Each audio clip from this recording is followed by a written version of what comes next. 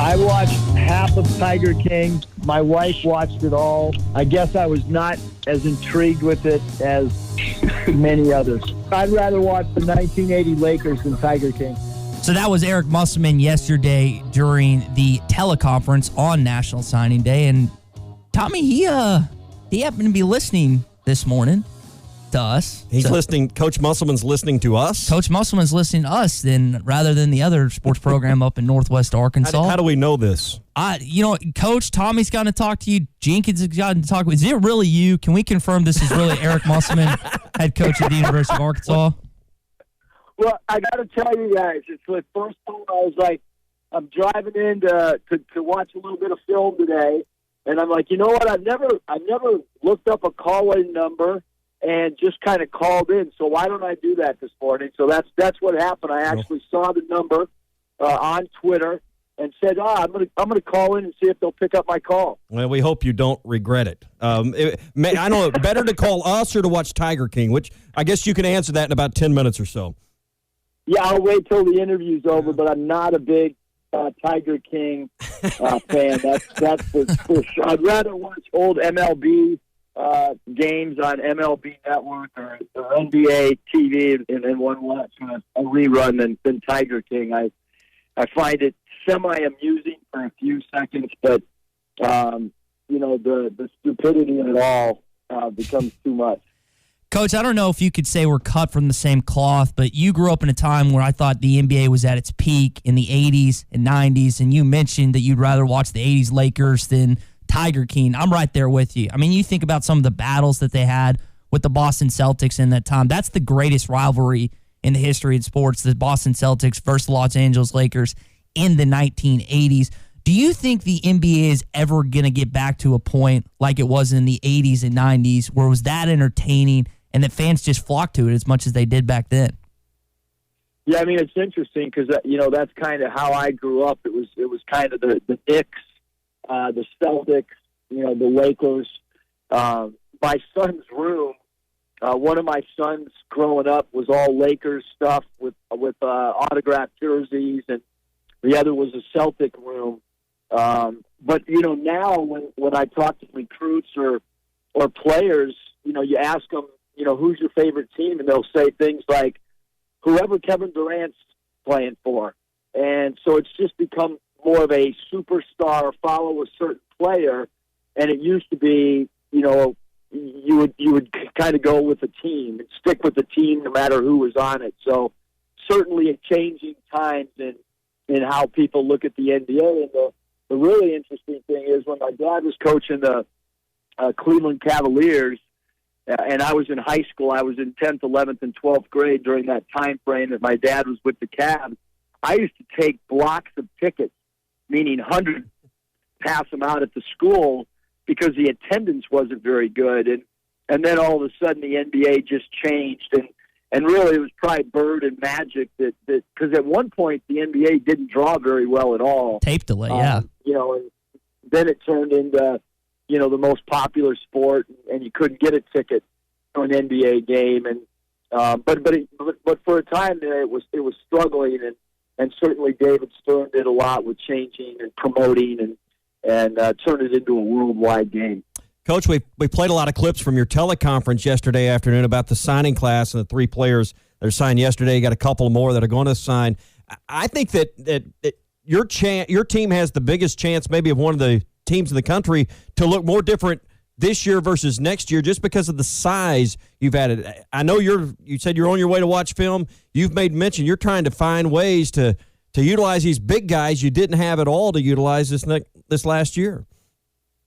Yeah, I mean, I've been a part of teams that have had big guys. I was an assistant coach with the Atlanta Hawks when we had Mutombo. I was with the Grizzlies, working for Mike Fratello when we had Pau Gasol. This is going to really outdate me, but when I was with my father in the Timberwolves, we had Randy Brewer at 7'3". So I've been around, some teams with guys that are 7 foot. The interesting thing is one of the most creative matchups that I've ever seen in my entire life, and it was written about. You can Google it on It's still, you could still find archives on it. My dad actually had Randy Brewer at 7'3" guard Magic Johnson one game because we wanted to try to take away Magic Johnson's post-ups as a point guard. So we let him shoot threes, encouraged the three ball, and took away all his post-ups by having a 7'3" guy guard him and back off of Magic. So, we want to try to get creative. We're watching teams that play two bigs together.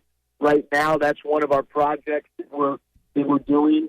We're going to toy around with, the big thing is how do we play pick and roll with a bigger lineup that might not be able to close out quite as quickly as five guards because, for all the problematic defensive rebounding issues we had, we were number one in the country at defending the three.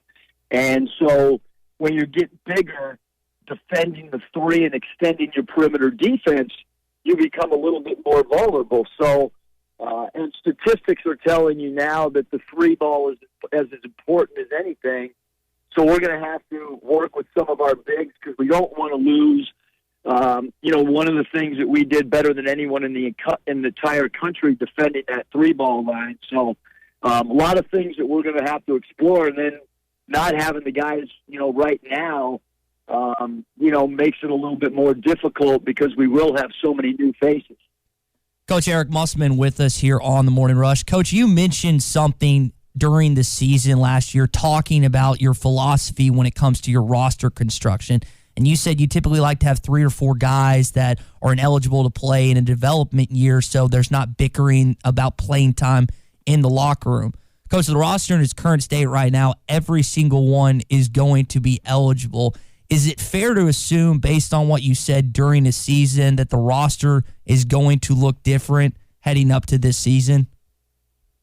I don't think there's any doubt because we have had, the fact of the matter is every year that I've coached college basketball, we've had 4 players or 4 spots not play due to sitting out. And this year we had 3 players sitting out, but keep in mind we did have an open scholarship all season long. We only had 12 players on scholarship with 3 sitting out. And therefore, your rotation and everything, everybody's, playing or everybody's getting close to partaking in the game. And when you have a deeper roster, that's not the case. And so it's going to be a more competitive practice than we've had. We've had competitive practices, but it'll be much more live action, not as many drills. In the past, since I've been in college, we've done a lot of breakdown drills, 4-man stations, 3-man stations, even 2-man stations. 1, we had to save players' legs, and 2, we were more worried about small fundamental things. When you have a deeper roster, and I've talked to other coaches in the pros and college coaches about depth on your roster, and so you're going to have to put them in more competitive situations, and because you're going to have to figure out who deserves and who earns playing time, and the only way to do that is through competition behind closed doors. All right, easiest question for the last question. Who's more ready for normalcy and mainly practices to resume, you or your wife, Danielle? Oh, for sure, Danielle. You know what, both. I think both. I mean, that's a hard one, but a good one. But she's enjoyed doing the Instagram live stuff. We've done 2 of them. They've gone over really big. I don't really know how to use Instagram very well. I have an account that we recently started.